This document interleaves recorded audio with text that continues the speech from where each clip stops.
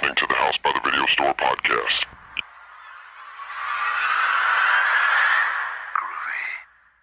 There's no more room in hell.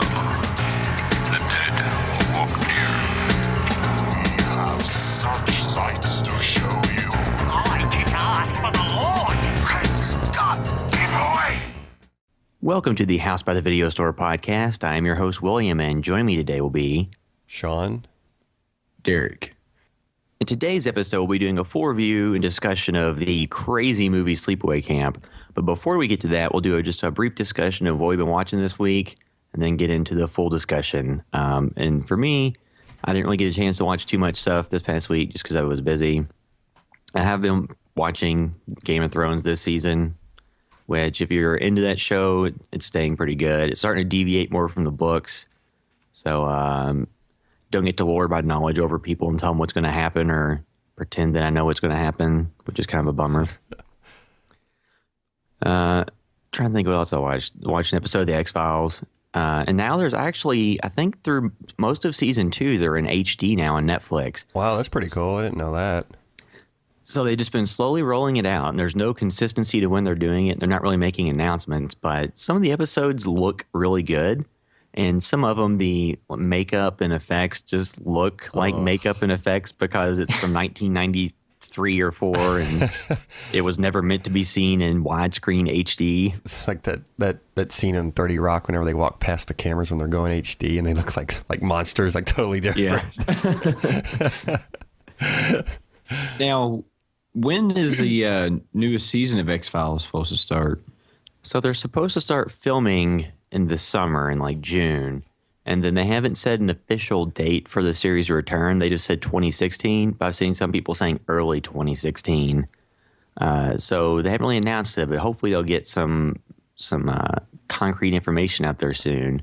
Another thing, too, is I don't know if we've discussed this or not before, but is it going to be more of like their Monster of the Week, or is it going to be similar to their last way where they'd have like a couple of seasons that tied into the greater story arc of the alien stuff and then throw like a Monster of the Week in there every now and then? Or is it just going to be like just nobody really knows yet? It's like a mini-series, right? Essentially, just isn't it like 10 or 12 episodes?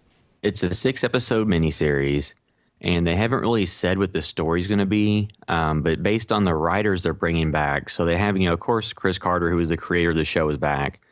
And then Glenn Morgan and James Wong are back. And there's some of the writers that made a lot of the important early season episodes, like season 1 and 2. And they wrote Home, the one that we did a video breakdown on a while back. And then apparently they're also bringing back Darren Morgan, who wrote all my favorite episodes. Like Clive Bruckman's Final Repose, the one that that one's the one that won an Emmy for writing and acting with Peter Boyle on there. That's the dad from Everybody Loves Raymond, right? Yes. And then Jose Chunks from Outer Space was another one that was just hilarious. And Humbug was the one where they had like the town full of like the sideshow people. So at least the one writer that isn't going to be able to come back is Vince Gilligan because he's busy working with Better Call Saul. But he wrote a lot of the better episodes from like season 5 on until he left. So you really no way to really know what's going to happen, because they either could just do the kind of finish the story arc where the movies left off, or just kind of, just do whatever. Which I think would be more fun for them just to kind of almost just do 6 random episodes of just different monsters or things. I think those are always the more fun episodes. Well, I think they have to tie up some of the stuff that was going on with the conspiracy stuff, and like in 1 or 2 of the episodes, then do some new interesting things. I got a really good idea. They could just do like every show ever and just make it all a dream and just act like it never happens, go on from there. So I forgot what the show was. There was some show in the 90s that ended with like an autistic kid or something looking in a snow globe. So the entire universe of the show took place in that snow globe. I don't remember what show that was. Man, sounds kind of like sounds vaguely familiar. It was in the 90s, and then that show crossed over with a number of other shows. Like the characters interacted with other shows. So essentially, like, it boils down to every show in the 90s took place within a snow globe of like a mentally disabled child. Okay, it was Saint Elsewhere. Yes. I just looked it up. So the entirety of 90s TV took place within that snow globe. Does that include Roseanne? No, actually, that's non-canonical for Roseanne. I was just wondering. Roseanne had like a dream sequence too, right, with Dan? Yeah, Dan was actually dead the entire yeah. series. Yeah. They loved that. That was so in vogue back then. The entire dream, everybody's dead, and everything I told you was a lie. The entire series took place in Dan's mind as he was having his heart attack. Yeah, I think Dallas probably kicked that off, right? You think they're responsible for that big trend? Also, that's kind of similar to the movie. What's the movie with the guy from Shawshank where he's the Vietnam veteran and he's having all the crazy... Jacob's Ladder. Yeah, it's kind of like Jacob's Ladder. So Roseanne and Jacob's Ladder are essentially similar. I mean, if you think about it, is this a reflection of Dan's while he's having a heart attack? And, well, you do a comparison video, the parallels between Roseanne and Jacob's Ladder. We swear it's the same thing. Yeah. Anything else you've been watching, William? I watched the first half of the Tales from the Dark Side movie the other night, and then I fell asleep. Not because the movie was boring, just because I was tired. Because I hadn't watched that in a long time. Because there's not that, like, when I was looking on Box Office Mojo, just trying to see, like, how many horror anthologies there were and how they did at the box office, and there really aren't that many. There's only, like, 6 or 7 of them that actually made over a couple $1 million. Wow. So it's a genre that people love. Like, a lot of people in the horror community love it. There's just not a ton of entries that made much money in it. I guess it's just like a niche thing, where they've got those hardcore fans that really love it. Speaking of which, I was going to try to get that Volumes of Blood, which is a independent horror anthology that was shot somewhat locally here in Kentucky. Trying to get that review out this week, but then I got sick and it was Derby week in Kentucky, and I was really busy with that too. But it seems like from their post, a lot of people are giving them a lot of good positive feedback from that movie because they're so happy to see, another horror anthology out. Which I enjoyed that movie too, and I think they're going to make a couple more. But yeah, it's a weird genre because people always profess their love for it, but there hasn't been, I feel like Creep Show is the biggest theatrical one that everybody knows. It's actually the number one grossing at the box office, Twilight Zone, the movie. Oh, yes. Yeah, Twilight Zone. And then Creep Show. Actually, some of the Twilight shows they ran in the 60s, correct? Like, some of them are actually kind of interesting if you watch them. There's different. Absolutely. Some of them are just don't hold up because the time period between now and then is so different. But some of them are still really interesting. Because remember, Netflix, I don't know if it's still on there or not, but Netflix had all the seasons on there, and I used to watch a lot of them. Some of them were really interesting. Then you get to some of them that are more just, they only really worked in the 60s. Like when you get into this time period, they don't really hold up as well. But overall, some of the stuff was actually really interesting. It just, when was that movie released? The 80s, right? 80s. Yeah, most of the big anthologies were in the 80s. Yeah, and that movie started the child labor laws on film sets, right? Where they couldn't work past a certain time and near explosions because I can't remember who it was, but that had a helicopter crash, I think, and it killed some people on set, including a kid. Now, did VHS Viral top the list on greatest grossing? No, it did not. The VHS movies basically had like tiny theatrical releases. Yeah. So they only made like $100,000 or $50,000, something like that, because they were mostly just like the festival circuit, then video on demand, and then of course Netflix. Yeah, and that's interesting. It's going to be an interesting thing, like going forward from here too. Is in the past you've compared box office numbers and then put that against inflation and everything, but now it's like so many films are getting funneled through different channels where it's not going to be as easy to compare financial success anymore. Yeah, there's just so many more media outlets now. Because back in the 80s it was either home movie or theatrical release. Now you got you could just do straight to Netflix, or you could do on demand. I mean, there's just so many different things that and like the Netflix stuff, how do you quantify that into money? It's like Netflix original movies and stuff and series. Well, in a movie that we talked about a couple of podcasts ago, It Follows, was originally just doing a limited theatrical release at a very small number of theaters, and then they're going to go to video on demand. And the early response to it was so positive, they decided to put the video on demand plans on pause and to expand out wider to more theaters. And it went from being a movie where they were probably expecting to make like a million or a couple $1 million in theaters, and then the rest of it on video on demand. It ended up sticking around in theaters and expanding wider, and it made the last time I looked, it was around $15 million. 15? Which isn't 15, yeah. Which isn't, huge, but for an indie film that probably didn't cost that much, it's a decent return before it even hits the video on demand services. Yeah. Yeah, I want to watch that movie again. I just looked up the Blu-ray on Amazon. It just says has not been released yet, and you can pre-order it, but I don't think it has a release date set up for it. Yeah, I don't think they had a concrete date. I just know that everything got pushed back when they actually started being successful with the theater route.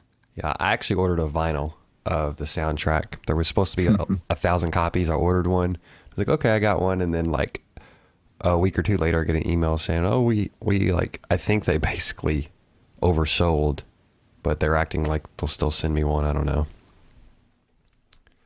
But that's how I got that digital download of the soundtrack. Remember you was asking about that, William? Because at the time, I think, but it's also available on Spotify. Anything else you've been watching? That was it for me. Yeah, this week, like Sean was saying, is a little messed up because it's Derby week in the city of Louisville, so everybody's busy with that and just different things. So the only thing I really watched outside of Sleepaway Camp was last night I went and watched the new Avengers movie, The Age of Ultron. And I had to say that so far, out of all the summer blockbuster movies that have been released, or spring, whatever you want to call them, Fast 7 and Age of Ultron, I was incredibly disappointed with both. Because I feel like there was a lot of hype, and neither of the movies really delivered on any of the things it was supposed to do. And I just feel like now that they're getting so overflooded, like, you have 7 of the Fast and Furious movies. You have, how many Marvel movies are in somewhat of a continuity now? Yeah. You got like it's like close to a dozen now, I think. Yeah, and it's just so much. So it's like if you, like, for example, my girlfriend with me, and we watched a movie now, she's only watched a few of them. So then I think they had, I'm not going to spoil it, but they always do after the scene credits. And in order for me to explain the scene at the end of the movie, I had to explain 7 movies. And it's like, well, it's exhausting. It's like, how does this tie in? I was like, oh my God, I need William here. He knows all this stuff better than I do, because you have to explain 7 different movies. And it's like, at some point, it's like, it's a little exhausting and overwhelming. It's like, if I want to, because you could theoretically just watch only the Avengers movies and be fine, but you wouldn't necessarily get all the little Easter eggs and stuff in it, So it's like, in order to understand that, you got to watch Guardians of the Galaxy, and you got to watch all the Iron Man movies. Then you have to watch the Captain America movies. And now, aren't they going to try to tie in even more people into the Avengers with, I think, they're speaking of, Spider-Man's going to somehow end up in it, maybe Ant-Man. And it's at some points, it was a good idea at first, but when you expand it so much, it just gets a little, it's like, I don't have the time to watch all this stuff, Well, the thing to be glad about is every movie franchise in the world is trying to go in the route of the Marvel shared universe, where everything ties in together and you have to watch 18 movies. And that's what I really liked about the Christian Bale Batman series. They were just their own movie. They didn't tie into anything else. And when it ended, And I kind of appreciate that a little bit more, because sometimes it is nice to know the other superheroes exist in each other's universe. But then sometimes it's kind of nice just to go back to basics and just have a movie that only focuses on one person and nothing else. Because it seems like now, with movies, you don't really have, with the Marvel Universe, every single movie you have to have, nobody's just happy with one person in the movie anymore. If you just have an Iron Man movie and you don't have anybody else in it, it's, it maybe doesn't seem as appealing anymore, because when you had the first Spider-Man movie come out with Tobey Maguire, that was awesome, and we didn't want 5 other heroes in it, But now it's you want Wolverine in this, and you want Thor to show up in that, and it's I don't know, I was kind of let's go back to basics and just have one person per movie, or maybe it's kind of nice to have a cameo of somebody every now and then, I think it was in the first X-Men's First Class when they had Wolverine in there for 2 seconds, that's fun, but it just gets too much. I don't want to have to watch 18 movies just to understand what happens in one. Well, 'Cause it's all being masterminded by Freddy Krueger for the upcoming Ash versus Freddy versus Jason. Well, I was about to bring up that the horror version of the Expendables that Bruce Campbell wants to get together. It was making me think of it when he's bringing up Avengers. It'd be nice if he managed to get that together as long as he had a good director, you know. Paul W.S. Anderson. Yeah. I don't think Bruce would even work with him. When Paul Thomas Anderson take a break from all being like his critically acclaimed movies to go and direct the horror Expendables. Yeah, probably turn out like Ang Lee's Hulk. I mean, it's a Greek tragedy. Yeah. Speaking of Evil Dead, they started shooting it. Showed a set photo of his the slate and then his chair, Ash Williams. That's pretty exciting. And it's odd. It looks like Bruce Campbell is in better shape for this project than he was the entire run of Burn Notice, where he's supposed to be a spy. I know. He's like, wow, I can't believe how good of shape he looks like he's in, you know? Yeah, I say he at least dropped easily 20 or 30 pounds, maybe more, because in Burn Notice, he was getting kind of doughy. And then he, I think like the last thing, he had the Fall of Sam Axe made-for-TV movie, Burn Notice. Yeah. Which was a prequel, step up, right? Yeah, and it was a step up from some of the sci-fi stuff he had done, like Man with the Screaming Brain and that space movie. Yeah. And My Name Is Bruce. I actually liked Man with the Screaming Brain for what it was. It was pretty funny just seeing him be really stupid and like arguing with himself, you know? Yeah. And the dummy getting thrown down the stairs and everything. Anything else you watched, Derek? No, not really, but I spent most of the week trying to track down a GameCube and a copy of Majora's Mask, because that took like all week to get it, and I finally got it, and I forgot you had to have a memory card, so I can't even play it yet. That was like the one huge downfall of like those early systems is friggin' memory cards. Yeah. You know, like you get so used to your Xbox 360s and ones and whatever's all out now, and you have like, what, some of them come with how many gigabyte now? You know, a couple 100 gigabyte, don't they, on some of them? Yeah. So you kind of take that for granted. And you get a system that came out in 2000 or 2001 or whatever. Or I think it came out in 2003. I can't remember. But either way, you know, it's over a decade old now, and you have to find every little piece for it. So it's like, Yeah. Or you can just stay up and play the game through all the way through in one sitting. no, because if I did that, I would fall asleep at the final boss battle, and you would show up at the house and beat it. So that's in reference to when I was like 10 years old and I got the game, and I spent like my entire Christmas break playing it. And I collected every mask, and I'd fallen asleep, and I woke up to my brother beating the game.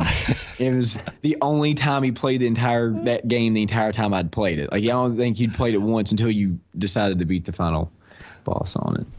I put all the groundwork in, woke up, and you'd beat it, or you'd beat it. Well, sometimes you just got to do what you got to do.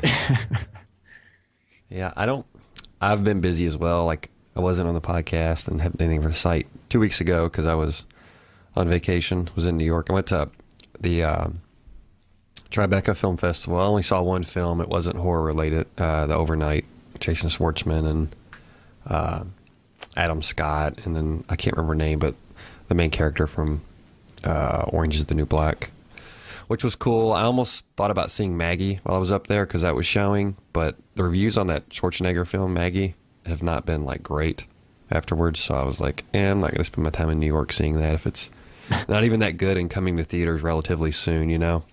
Yeah. And then, this week was Derby week. I was busy with everything with that and sick.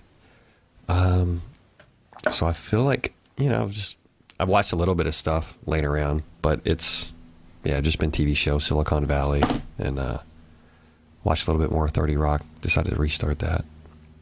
Went a half hour here and there, but I did just rewatch Sleepaway Camp this morning, which I enjoyed it the second time more than I did the first, I think. Which I just recently saw it when we did that video feature on it. The what was it? Was it? It's 15 quick facts. 15 facts, yeah. Which Corey put together, and he can't be here today. But yeah, I guess you guys want to jump into that. Sure. And before we get super deep into it, I'll just do a quick recap of what the story for the movie is. Slightly traumatized and painfully shy, Angela Baker is sent away to summer camp with her cousin, Not long after Angela's arrival, things start to go horribly wrong for anyone with sinister or less than honorable intentions. And I think we have to start off with the fact this movie features gender identity roles, sexual assault on children. Yeah. And this is going to be all spoilers, right? Because this is past the... Yeah, full spoilers. It's been out since like 83, so yeah. Yeah, what, 32 years at this point? So. And you can't really talk about this movie fully without knowing the twist ending that happened. And just like all the crazy subplots this movie has going on. It's just... So the opening part of the movie is where the dad, the Baker family dad, is out with his son and daughter on a sailboat. They think it's, I guess, a joke to knock them off in the water. And then things go terribly wrong which would be fine if somebody didn't come with a boat and run them over. If you're just... I love how they're just jets, or what are they doing? They're pulling the girl so she can ski. And like the lifeguard that's driving the boat around for some reason is with the girl, and they finally decide to switch. And I will say this, like, that movie is what it is. It's a campy 80s horror film. The acting was what you would expect, but that was particularly bad. Yeah. Like, get out of the way, the boat. And it's just, it was so bad. Yeah, it was edited pretty well together because it was a pretty good scene in the context of this movie, but the acting all over it. Yeah, like the scene itself wasn't bad. It just it was that a good setup and kind of a good way to kickstart the movie. But I just like really love like after because like they're flipping over the boat and obviously the boat runs over them and it kills the dad, I assume, and then you see like a little bloody life jacket floating around. But I love the dad's like at first I thought like cut the dad's arm off or something because that's the way it kind of set it up for. But I just love how the dad's body just like floats through the water like nothing. He's just floating through. So there's, or go ahead. No, see, there's confusing parts to this too. So the dad, like his friend over on the shore. So the dad's name is John Baker, and his friend and lover Lenny is over on the beachfront of the water. He's not in the water. He's watching them from afar. But that's not really just. They don't really tell you that till what, almost 3/4 the way through the movie. Yeah, but then they also at some point say that Dr. Thomas is coming, who is the mom of Ricky, who we see later. I just try to figure out for this movie, like, so where was the mom of Angela and her brother? Like, how did they come to be if their dad was gay and had a gay lover? I mean... it was the 80s, like 70s at the time when they were conceived. Yeah, they probably didn't. Who knows? I just like, that was an odd omission to never mention again. It's kind of a weird movie. This is one of those movies where, the acting's bad. It seems like one of those 80s horror films where people just kind of got together to make a movie. But at the same time, it has enough kind of like these weird elements to it, or like some things that are a little confusing, or just weird characters that kind of like give it enough personality that I think that's why it makes it stand out too. And it kind of balances things out. It makes up for some of the downsides. Not saying this stuff's good. It's just like so weird. It kind of leaves you wondering, Well, I'm actually going to say this. I enjoyed this one, honestly, more because, like I said, I had never watched this movie till today. I actually enjoyed this movie more than I enjoyed the original Friday the 13th. Because, going back to like all the death scenes in this movie showed you what happened to the people. The only one, and I'll probably wait to get in a little bit later, the girl's name, is it Judy? Yeah, like her death scene's the only one where you don't really know what happens to her. It's like the only scene they never really show the body after. But we'll talk about that later. But it looks like it was a pretty bad ending for her when she gets what she sets up for herself. But that's one thing I did enjoy in the movie is every scene you generally saw what happened to the person that was killed. Yeah, this was definitely a post Friday the 13th movie. Yeah, it came out in 1983. So it was after the boom of the cabin slasher movies. But like I think to this movie, there was a couple of sequels that came out after this one, but this was like a very earnest, straightforward movie. Like it wasn't a tongue-in-cheek thing that was intended to be jokey. Like it was straightforward and like an actual honest attempt in a movie that just had humorous elements in it and all these weird subplots that were really ahead of its time because it talks about like the issues of like transgender identity and all this stuff and like gay relationships. And this was in the 80s when a lot of that stuff wasn't necessarily in vogue or in many movies. Yeah. So it was kind of progressive, but then kind of not because it was made in that era. So it didn't really treat it like you would today. Yeah, and the other thing about it that made it seem very like, ooh, is just the way they handle the pedophilia. The I guess the head cook or whatever. Yeah, that guy was like a creep. As soon as we see him, like, what he makes that comment, like, from where I come from, we call them baldies, makes my mouth water. When all the camp kids are running across that are like probably middle school and high school age. I mean, a lot of them seem middle school age. And everybody just laughs and It's like, oh, you're so funny for wanting to rape James kids. Earl Jones' dad's just like, oh, no big deal. Yeah, so the cook Artie just makes the joke that like, and so I think it was James Earl Jones' dad even says something to him about like, oh, you're wrong. He's like, well, they're not too young for me.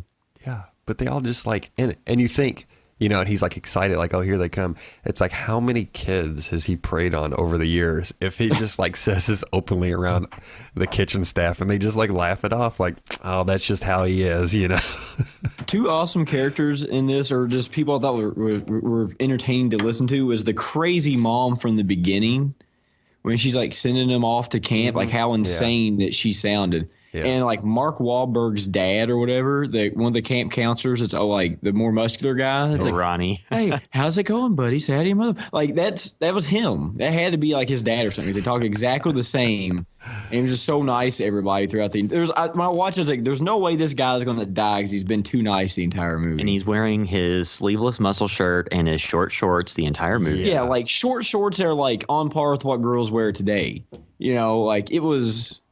It's just funny watching stuff from the 80s to see how people dress. It's like, yeah, there's no way that people go out in public like that now. But like to go back to the to Ricky's mom, Dr. Martha Thomas, like her performance is one of those things where like I don't think it was meant to be as goofy as it was. That was just the actress's performance. Yeah, that was supposed to be creepy, but it was no, that will not work. It was very, very reminiscent of Troll 2.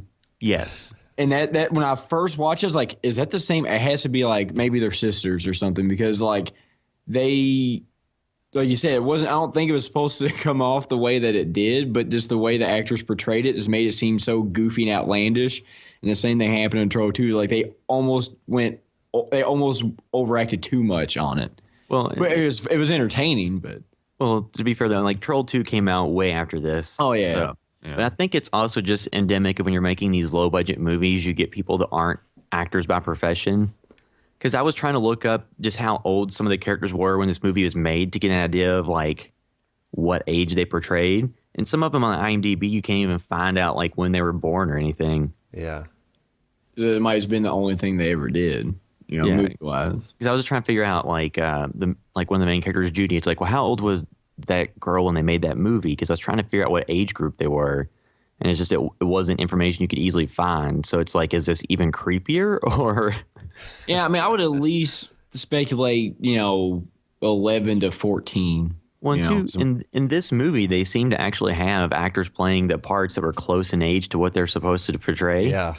Because like Ricky and Angela and all those characters, like the actors and actresses that played them looked to be in the age range. It wasn't like today where everybody's, my age playing, 17, whether almost 30.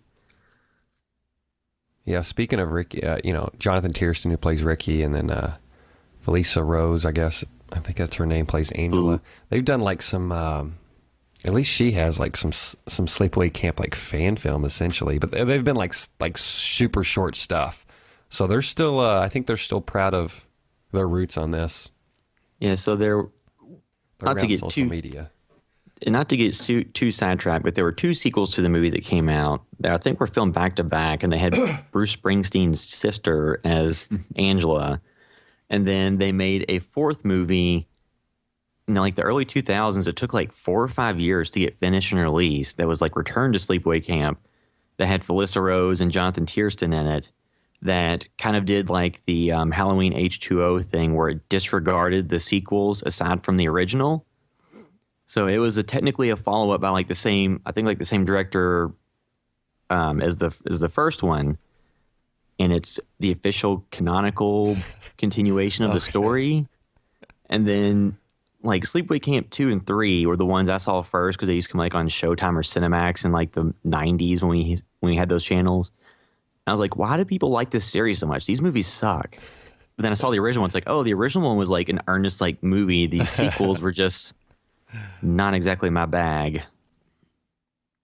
But going back to this movie, so when Artie, the cook, child pedophile rapist cook dies, I don't think that was unjustified. Like, I think most people are like, okay, yeah, that guy should have had that happen. Yeah, well, yeah, you think about like Mark Wahlberg's brother or dad or whatever walks her into, like, she's not eating anything, the main killer girl. She's not eating anything.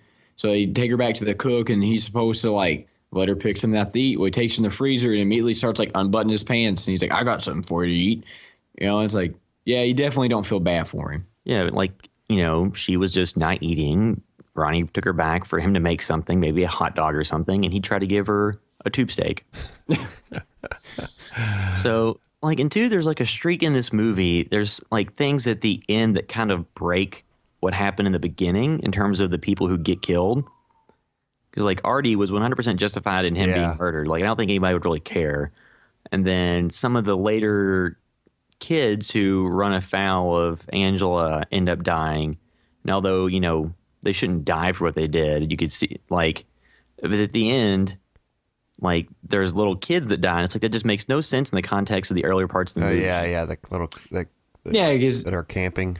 Yeah, she just stabs the shit out of him. And like you said, that doesn't really seem to fall in with her characters. They were really just more or less just innocent in the context of the It's probably story. just her, like, mental breakdown by the end of it, because that's not far off from the last scene in the movie where she just seems totally, you know, over the edge.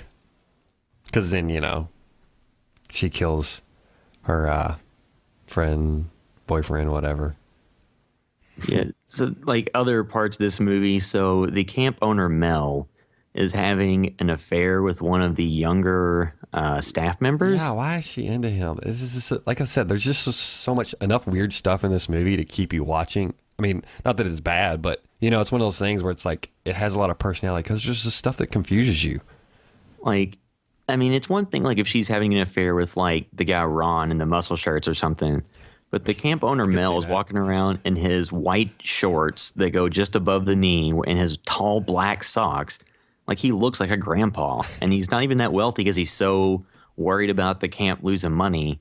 Like, just, it's one of those, like I said, this movie's just cram-packed full of subplots that when you take them and investigate them one by one, it just makes the movie even crazier. Yeah, he looks like a TV movie, or he could play, like, you know, Walter Matthau's instead on the Odd Couple TV show. He could have replaced Walter Matthau on that. I feel like I've seen him in other stuff too, but his character was such, like, yeah, he wasn't too worried about the people dying. He was just worried about the impact of what would happen to the camp. Because, like, remember when Artie died, or Arnie, whatever his name is, when he died, he was telling the cooks, like, oh, I'll give you a $15 raise, you know, and just don't tell anybody what happened. We're just going to say he found another job. It kind of made me feel like, you know, it's a little bit similar to Jaws in that, you know, like the mayor or whatever wants to keep the beach open regardless of what's happening. It kind of made me feel like that vibe. I feel like they took a little bit from that. Yeah, but in this case, instead of it being millions of dollars for an entire town's tourism industry, we're talking about like a couple grand. Because this is in the 80s, so it's probably like $100 a kid or something. Yeah. After cost and everything, he makes $10,000 a year. Well, and like going back to the to Mel paying off the cooks to not say anything about what happened. So Ben, played by James Earl Jones' father, said that he knew Artie had some of the devil in him and like laughs it off. Yeah. It's like, so you just laughed off somebody sexually assaulting children? Yeah, I know. That's what I'm saying. Like, it's like, how many did he do before that? Like, how many years has gone by? And that's why it's like, were there really that many people in society, you know, prior to that, where it was like, oh yeah, there's just people like this, and you kind of just laugh it off and no big deal. You know, I'd like to think that if there was, that society's at least progressed, makes me feel a little bit better about humanity, you know? Well, Like, everything I've never known is, anybody like that, or to be openly like that at least, you know? Like, anybody else notice that he was drinking beer at breakfast? Like when they walked, what was it? Ron, the camp counselor, walked her back there to talk to the chef about getting her food. Like he had a beer in his hand. And it's like in the morning, every scene he had a beer. He was like an alcoholic child rapist. You know, and there's like, oh, it's okay. That's just how he is. And what's funny is like he's not the main villain of the movie. Like he's just like, oh, he's the first one to die. He's not really a big deal. Yeah, it's like a lot of times in these movies. Well, actually, he doesn't even die. You know, True, he just gets terribly disfigured because she drops the entire pot of water on him, which I really loved in that scene. Like that was one of the better scenes in the movie because like his burns were getting worse. You know, like every time I cut back, they were just and they were like pulsating, and the blisters were getting bigger, and that was like a ugly good scene. You know. Now, one scene that happens not too long after that goes on for way too long and became, I think, I would assume like a crutch for the running time of the movie was the baseball game. Yeah. Where they showed way too much of the game. Yeah. And that's one of those scenes where, like we talked earlier, a lot of the characters looked like they were the right age. Like they looked like they were in the same age range as the characters are supposed to portray. Like there's like dudes in this scene, they're like wearing like the cut off muscle shirts. They look like they're in their 20s. Yeah, a lot of cut off shorts and shirts, like midriff shirts on guys in that scene, which is like nipple level shirts. At that point, just, why wear a shirt if you're a guy? I think women do that because it's breast. It's frowned upon in American culture to show the nipple. But for guys, like, what are you doing? Like, why are you wearing that? Is your shoulder sunburned? Like, and apparently all these young guys like hate each other because, like, I will say this: there was a lot of f-bombs in that movie. Yeah, like little kids. Yeah, there's a lot of fucks and cocksuckers and whatever else you could think like being said. Because like the one scene where they're throwing water balloons at the main girl and the brother or her cousin comes out and starts defending her and they're just like cussing a storm up. And it's like I wasn't really expecting that either. Because usually in the 80s you didn't really see people in movies where they talk like even nowadays in current horror movies you don't see people drop f-bombs as freely as that. Well, and Ricky, her cousin, he lays into those kids like whenever they throw Angela into the lake towards near the end of the movie. You know, and he goes to rescue her and he's pulling back. He like cusses out those little kids and they look like they're like 6 years old. Yeah. Well, he's like a little Joe Pesci. Yeah. Yeah, they should have just put him in the Goodfellas. He'd have been the right age as a young Joe Pesci. Like something else too about the baseball game, just kind of, production note, like there was way too much sound and noise going on. Like it sounded like they had a dugout full of like 100 people at all times during the game based on the way they mixed the sound. But it was really just like 10 kids playing in a field. Yeah, and shortly after that too, Ricky's complaining to I think Mel like, oh yeah, we can. So many guys are gone now. We can barely get a game together. And they're talking about consolidating the bunks because of all the campers. They're acting like 24 people have died, and at that point, there's like how many people have died that are actually campers? Like so, 3 or 4. Yeah, I think at that point you had the guy that got drowned in the canoe, Kenny. Kenny, yeah, he got drowned in the canoe, which actually like he was like terribly disfigured. So like it wasn't his like mouth all scratched up and his face all scratched up. It looked like he even had a snake crawling out of his mouth or something when they found him. I think that was just well, he had made the joke in the water with the girl who was in the canoe with him when he flipped it over. He made a joke about his water snake. Yeah. But then, like, it's another one of those examples of once the twist is revealed, it doesn't necessarily make as much sense that Angela was able to drown him because Ronnie even made a comment that he was one of the stronger swimmers. So it doesn't make a lot of sense that somebody could just come up who is actually smaller and weighed less than him and easily drown him. Yeah. And I think we put this in our 15 facts. And another note, too, is they used Ronnie's hands or it's Ricky, right? Or is it Ricky or yeah. Ricky? Ricky. They use Ricky's hands on all, the murder scene shots where you don't know who it is. So you would think it was somebody more masculine or whatever. I think it was also, too, from what I read, that he was Jonathan Tierson was older than Felissa Rose. So they felt more comfortable having him involved in some of the warrior scenes. Yeah. It's interesting. And sexism. Yeah. And like another element in this movie that was weird is there was one scene when the girls were taking showers and Angela wasn't partaking. I think it was Judy made fun of her for not taking part. She's like, "What? Haven't you hit puberty yet? Don't have any hair down there?" Like, it's another one of those odd, disturbing things that you don't want to think about. Yeah, it's like This movie brought up like puberty shaming. Is that a thing now? Because now there's every form of shaming you can think of. So do kids who hit puberty shame their friends that haven't? well, now that's just something to put in the back of their mind that they can hold against their friends.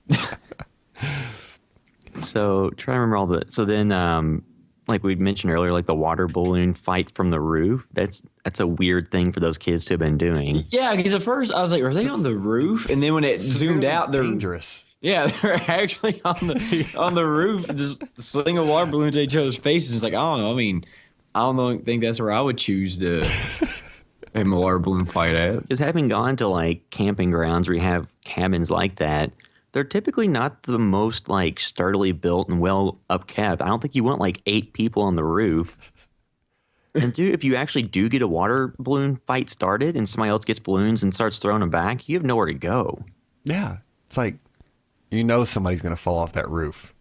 Yeah. It's like a 10-foot area on each side. It's like with a Chekhov's gun. If you see somebody on the roof in the first half of the movie, they have to fall off in the second half. Although it never or the third act, it never happened.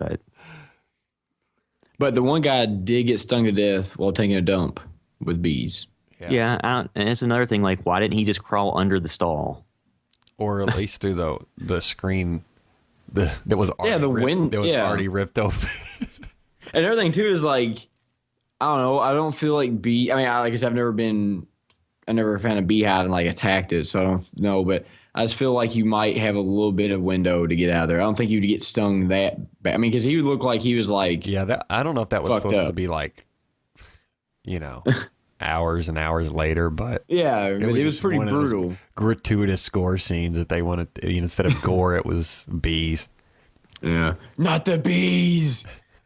So Nicolas Cage knows about bees. So still at that point, like, okay, although the Kenny and the other guy didn't necessarily deserve to die, they were setting themselves up to get some type of retribution taken against them. Then the later murder, so Meg and Judy are the ones who throw Angela in the water. And you're at a camp, and theoretically, like, at the beginning of the movie, when it showed like the family on the sailboat, like you obviously know that the character of Angela can swim or has been in water before. Well, I guess it's traumatic to her because her dad was died. Was she wearing his life jacket though the whole time? Well, yeah. You know what I mean? You never know. It could have been. But the only thing that disputes her having any problem is she did swim out into the water earlier and then drown the guy. So you know that she can swim because you couldn't swim that far out in the water, drown somebody, and swim back and be afraid of the water. So maybe what she does is when she goes out and becomes the killer mode, she takes on the persona of the murdered actual Angela sister. Maybe it's like a dual personality thing. Yeah. And not to jump too much to the end of the movie, but I was reading like a theory about, the very end when it reveals that she's a man, baby. And she makes that like weird like noise or whatever. Do you remember that? Like she makes a weird thing like with a cat noise. Yeah. Somebody said that they think it's she possibly went under like some vocal training from her like new mom or whatever, her aunt, that made her have like a woman's voice, and that's her voice kind of breaking out and becoming more masculine like it's supposed to be. It was a stupid theory, but it was an interesting one to add another layer, which, as crazy as many little things are in this movie, it wouldn't be surprised if that was something that they thought of. But one of the weirder scenes is when she first, like, I think kisses her, I guess, boyfriend or whatever it is in the movie. Yeah. And she has like starts having like flashbacks. And it shows like her and her brother watching her dad and his gay lover like cuddling in bed, and they're like laughing about it. And then it cuts to the brother and sister in the bed, and they're like kind of ETing each other, like taking their finger and pointing each other's face or whatever. It was just a really weird, like, little scene. Yeah, more of that stuff that's uncomfortable to watch and really ahead of its time for movies to portray it that way, especially being it's a summer camp slasher. Yeah, I mean, they added a little depth into it, but then like they never really revisited it. Like they threw it out there. And he said that alone was ahead of its time, but then it never really did a full circle and came back to it. But and one thing too that I thought about when I watched this movie, because I'd seen it years ago, when I watched it again, it just made me think, okay, so at the beginning of the movie, they indicate that Angela and the brother knew who Ricky was, like their cousin. They had seen him before and knew him. So when the dad and Angela die in the boating accident, and then Ricky's mom takes in the boy and makes him live his life as Angela, wouldn't Ricky be able to recognize that is his male cousin and not his sister? Yeah. Like, shouldn't he have been able to notice that a long time ago? maybe he's just an idiot. But does he? I mean, he seems he seems oddly normal considering being raised by that mother. Yeah, the mom seems. But, he was very. I mean, normal. I guess there's no way that he would know and just just hide that fact, right? Yeah, I mean, too, like something else. Like I've seen some people say, like maybe the was it John Baker? So the dad that died was married to Ricky's mom, and then decided he was gay and took the kids and left. Yeah. Like I've heard some people say that. Like it's one of those things like where they leave all these plot holes. Like, so what happened to Ricky's dad? What happened to Angela and her brother's mom? Well, Ricky gets like brutally beaten in the movie too toward the end because the camp owner thinks that he's the one that's doing all this stuff. And he's like, "I'm gonna get him. I'm not gonna let him go." And he like brutally beats him. Pushed him over the edge after he killed his 15-year-old lover. Yeah. So Meg and Judy get some of the better death scenes too, because Meg gets stabbed in the shower. Not only does she get stabbed in the shower, like she gets stabbed in back, and they just drag a knife like all the way down her back. Yeah, so they just slit her open, try to remove all the insides just by letting her be cut open, and then of course Mel goes looking for his hot date, which why would she date him? I don't know. He's not even that wealthy, but he goes and looks for her and finds her all those dead. guys around the camp with their cut off shorts and everything, and She makes him. There's just some weird issues Maybe people have to deal with in this movie at this camp. Like there's so many things going on. You know what I mean? And Honey, can you give me my cigar and my loafers? yeah. And all the camp counselors are kind of like assholes to the kids. Like none of them are very nice, especially toward the end when the one camp counselor takes the kids out in the woods to sleep. Like he's kind of an ass to all of them. And then they just friggin' like, I don't know, it seems like they just sleep on the ground. It's like, I don't know if I'm going in the woods. I'm just going to, no tent or nothing. And then he leaves them He leaves alone, a group of kids unattended, alone. in the woods. I mean, granted, they don't know necessarily that murders have taken place. They just know that some things have happened. He comes back and they're all dead. But Judy, so not to get too far out of line, so Judy is the main antagonist in this movie, really. And she's the death scene where you don't see what happens, but I think it's because of the age of the character and what they implied happened, that they couldn't really show the body without showing gratuitous, like, violence and So do they genital mutilation of a minor. Yeah, so we think she stuck that up her, right? Yeah, she pretty much gets raped with a hot hair curling iron. Yeah, a hot, warmed up curling iron, theoretically, based on what all the evidence points to, gets shoved into her vagina. And I don't know that would necessarily kill you. Like, not that I've ever had that happen. Yeah. Or seen it happen. It'd probably make her pass out from pain at least, Yes. So, I think that's probably their stab at the Evil Dead did the... Yeah, that's what I was. It's tree rape. They should have the Evil Dead poster in the background as it's showing the shadow of her hands going up. You thought tree rape was bad. We got hot curling iron rape in this one. So, too, like reading into the psychological side of that, since Judy is the one that tormented Angela about her genitalia, and, she was a female that got all the attention of the boys and actually stole her boyfriend Paul from her. So was Angela shoving the curling iron into her vagina like, you have this and I don't? Yeah, possibly. I think you're probably right, because there was a lot of, taunting was based upon that too, puberty and taking a shower and everything. So it's another character where they didn't deserve to die, but they were being a dick and deserve some sort of comeuppance. Mel, after he nearly beat Ricky to death, then when he got an arrow to the neck, it's not really too bad, because he's, depending on the age of Meg, he's either a rapist or just poor judgment. He's just kind of a creep and decided to take the law in his own hand. He was Judge Dredd at that moment and just murdered that kid. I'm above guilty. Well, I kind of love that. That was almost a throwback to the original Friday the 13th, because there's almost an exact similar scene with the archery range toward the end of the movie. Yeah. And I don't know if it shows a person get shot with an arrow or not, but I really did enjoy, like, at least it showed him get. The only thing that would have been better, though, is if somehow they would have threw his dead body through a window with the arrow through the neck. Then the movie just came not full enough circle. Bodies being thrown through windows in this movie. Yeah, that's the Friday one. 13th. That's the one thing this movie lacked. Because there was only one kill to that point, which was Kenny being drowned in the lake.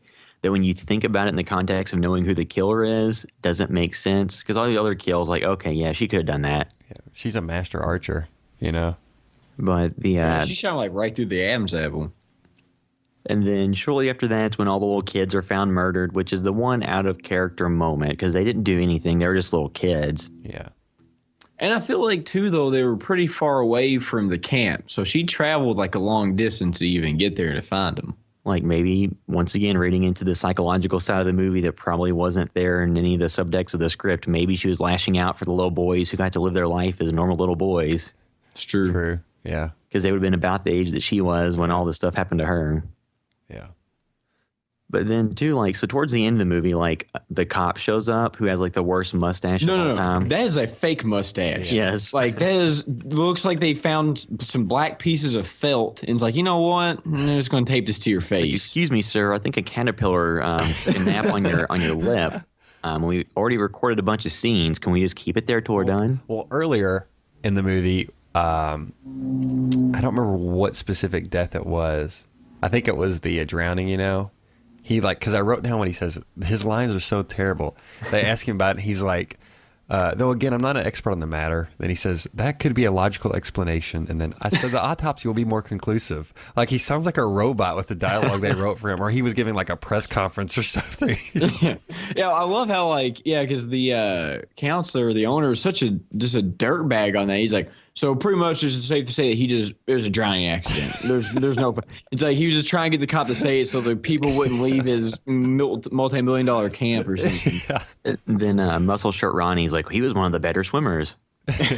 Mark Wahlberg's my son. So it's just the end of the movie, and two, it's just the guy Ronnie is one of the only camp person there who's like a decent human being. It seems he's also one of the worst actors. Yeah, but he has a good heart, so you kind of let that slide. Yeah, like he was the only one that was actually other than the other female camp counselor. Yeah, the other female camp counselor did defend Angela a couple times, so she wasn't bad. But Ronnie was by far like overall the nicest. But he just seemed kind of like just oblivious to what was going on, he wasn't the smartest or the sharpest tool in the shed or the heaviest weight in the gym. But just the end scene with Angela after she's cut off Paul's head. I mean, he once again, he didn't deserve to die. He did what 12-year-old dudes or 13 or however old they're supposed to be do. Yeah. When you have a girlfriend, you you want to push the limits. And he wasn't even being that bad, like rapey. He was just normal, 13-year-old boy stuff. And like I said, it may be the kind of her mental collapse. That's why she murdered little kids, and then she turned on him. You know what I mean? That may have been what it is, and then she just went out of control towards the end of the movie. And this is one of the few instances of horror movies having full frontal male nudity.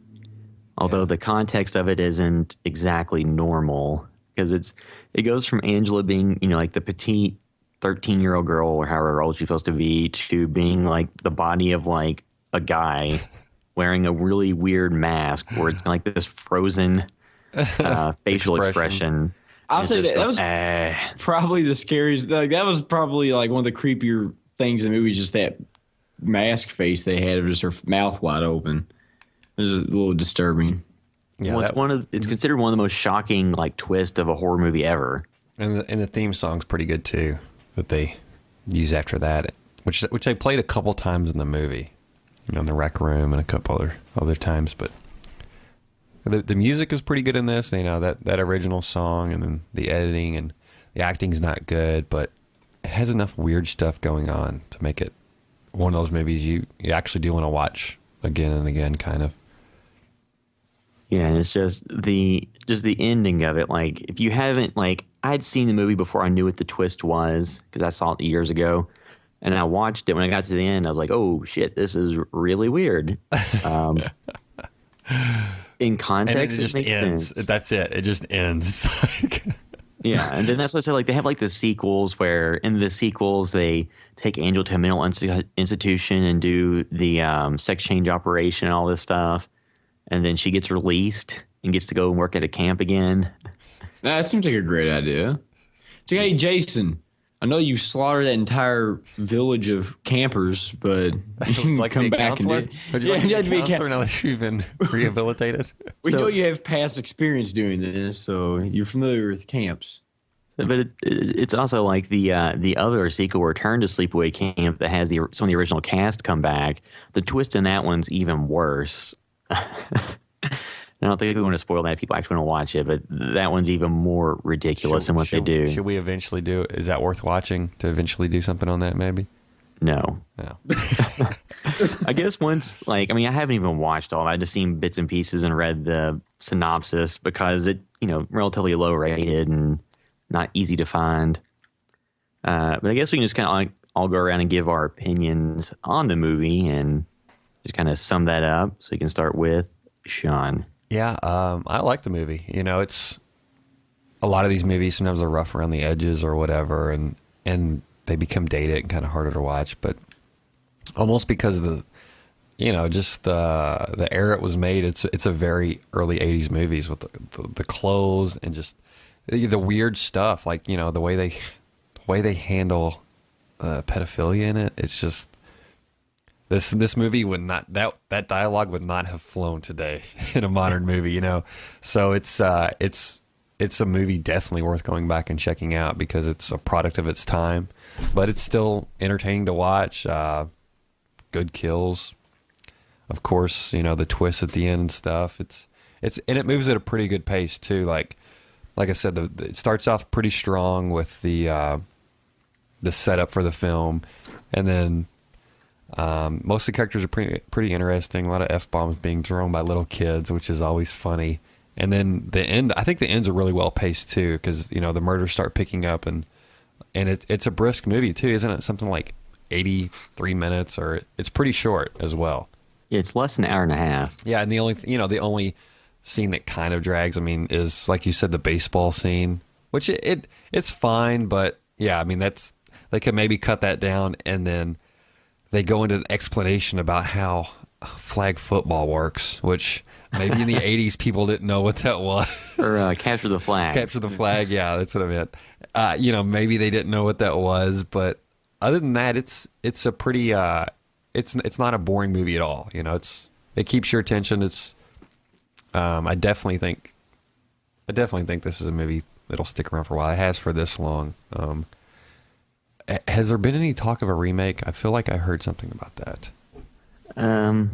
Yeah, I think there's been talk off and on about making a remake. I just don't think you could remake it in the same spirit as the original in this day and age. Yeah. A movie that's really similar as far as like the twist is Last House on the Left with Jennifer Lawrence. That movie's very similar on the general plot. So I'd say if they never made a remake, that would probably be like the closest version of this movie you'd find. But I think in the modern age, though, you wouldn't be able to have actors that were 13 in the movie. Yeah. Yeah. It'll be interesting to see. That's why I brought that up, because it's such a product of its time, and it's one of those movies that it should be appreciated because it could have only been made when it was made, and they can't recreate it the same way, you know. Well, yeah, if like they remake now, James Franco would be playing about like a 13-year-old, and I don't know. That's the only way they could do it, if they did like a tongue-in-cheek, 21 Jump Street or something like that. Because most people know the twists that are into the horror genre, so that'll lose a lot of its impact as well. Or they do a reverse twist, but it's one of those things where people will be expecting a twist, So I don't know if a straight horror remake would be the way to go. That's pretty much, I guess, everything. All my thoughts on that film. What about you, Derek? I thought it was a really good movie. If you're, I'm gonna put in the same type of category as the Friday 13th, those slashers. If you like those movies, I think this is a really good watch. I think sometimes it's paced a little bit better because having been my first watch through on it, there wasn't really any moments that were just really boring or almost hard to watch. Like you said, the baseball scene drug on a little bit. It probably shouldn't be as long as it was, but the movie itself was relatively short, like you said, being about, an hour and 20 minutes. So some of it's probably just a little bit of filler on that. But there's just so much going on in the movie. Like, you have the pedophile cook, and there's just so much going on that even when there aren't horror elements involved in the story at that point, it's still just interesting to watch because it's just so ridiculous. You have like the scenes where it shows like the gay lover scenes with their parents and they're laughing about it. And then you have just all the stuff that's going on just makes it, we're having balloon fights on top of a roof. Like you just got so much stuff going on. It's just a really good watch, I think. Yeah, like there's weird stuff. It's almost like trying to remake a David Lynch film, almost. You know what I mean? Where it's just got so much to it. Where if you remade it, it wouldn't seem honest. Some of those scenes, like the gay lover and the kids, and you're kind of like trying to draw upon your own stuff. So it's just, yeah. What about you, William? Yes, I think. This movie is definitely worth. If you have friends that haven't heard of it and have no clue what the twist is, then this is something that'd be fun to show them just to see what the reaction is. And it's just like in the modern day and age of the politically correct world, I just don't think that you can make this movie with all the subplots and all the things that happened and get away with it. Because there's just so much going on. Like you said, there's the, gender identity stuff with Angela. And I think a lot of people, if you reapproach that in today's world, some of it might not come off that well. You have the gay relationship with their dad, which in the movie really wasn't handled wrong or poorly. No, not at all. It was just odd sometimes, like when it showed like him and the lover and Angela and her brother watching. Just odd. Then the way that the kids talk to each other, I don't really think that aspect would be that problematic today. It's just I don't think they would let actors that age say all that stuff and do those things. They would cast, 19-year-olds and have them play 13. Yeah. The kills, they're all pretty good. It's just the movie it's paced well. It's really crazy. Like I said, I just don't think that you could have a movie like that get made today. So I definitely recommend rewatching if you haven't watched it in a while. And I also think, like I said, if you have friends who want to have like a horror movie night, but they're not big horror movie people, you can show them this because beyond just the horror elements, there's just so much in it to keep everybody entertained. And like the end scene, like everybody's reaction will probably like, what the fuck did we just watch? There's enough to laugh at and enjoy like on a honest level as well. And also they have the kid in the movie named Mozart who they fuck with like the entire movie. I really enjoyed that too. Oh yeah, they do all the pranks to him. Yeah, like they make him. Is that the one that pulls out the knife and pulls out the knife and starts chasing around the room. Yeah, I think one time they do the sit up challenge where they blindfold him and tell him he can't sit up, and he ends up sitting up in one of the guy's asses, and then he's asleep. And they put shaving cream in his hand and they tickle his nose. They do a bunch of crap to him throughout the movie. Yeah, I was kind of expecting him to die, but he just kind of like never showed up after a certain point. And also, if you really like this movie, you should watch Wet Hot American Summer. Yeah. Because it's a comedy that makes fun of a lot of the tropes of summer camp movies. It's not a horror movie or anything. Yeah, it's just it feels very much in line with this. but it was made in 2000, early 2000s or 2001 with people that are huge now. David Warner directed that. I always get that and Euro Trip confused for some reason. No, don't do that. Euro Trip's one of the worst movies. No, Wet Hot is great. Paul Rudd, Ant-Man, is in it. Bradley Cooper is in it a little bit. There's just tons of people. Christopher Maloney of Law and Order SVU. He's great in it. Or SVU. He's the kitchen cook who doesn't molest kids, but he humps refrigerators and masturbates a lot. And then there's Frasier's brother. Yeah. Niles Jimmy Frasier. Garofalo. Michael Showalter, Michael Ian Black. Is that his name in the credits? Is Niall Frasier? Alrighty, so I guess that probably wraps up this week, right? We're hitting the hour mark probably. Yeah, that wraps up this episode. If you want to keep in touch with us, you can always go to housebythevideostore.com. Look us up on Facebook at facebook.com/HBTVS. On Twitter and Instagram, we are HBTVS_official. We're also on Vine. That's the same name. As always, you can subscribe to our YouTube channel, House by the Video Store. And you can find all this if you just go to housebythevideostore.com because we have links to all of them there. If you want to find the things we've been doing on the internet this week, you can find me on Twitter at Will_Droid. This is Sean. I'm on Twitter at Blevins Sean, BLEVINSSEAN.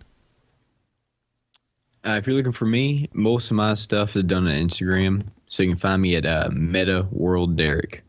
And that is a reference to Meta World Peace. What was his actual name? Ron Artest. Ron Artest. He was the guy that during a basketball game like 10 years ago went in the stands and hit a fan. No, he hit like every fan. It wasn't just he was just punching everybody. So you will not see anyone from our site doing that, but Yet. So that is it for this episode. Thanks for listening.